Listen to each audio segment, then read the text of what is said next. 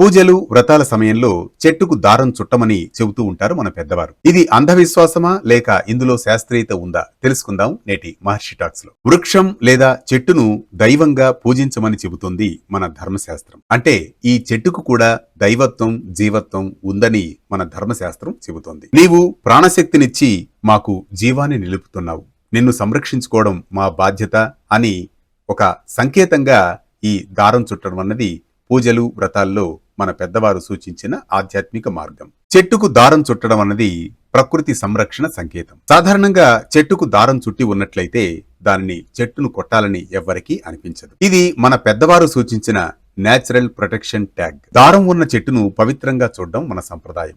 చెట్టుకు దారం చుట్టడం అన్నది కేవలం పూజ కాదు, అది ఒక కృతజ్ఞత. మన సంప్రదాయం చెట్టును పూజించమని చెప్పలేదు, వాటిని సంరక్షించుకోవాలని ఆదేశించింది మనిషిని. చెట్టుకు పవిత్రంగా దారం చుట్టడం అన్నది కేవలం అంధవిశ్వాసం కాదు, ఇది మనిషికి ప్రకృతికి మధ్య ఆధ్యాత్మికమైన ఒప్పందం. ఇదే చెట్టుకు దారం చుట్టడంలో ఉన్న ఆంతర్యం. ఇలాంటి మరిన్ని అంశాలతో నిన్నటి మేధస్సు నేటి ప్రేరణగా కొనసాగే మహర్షి టాక్స్ ను సబ్స్క్రైబ్ చేసుకుంటారుగా.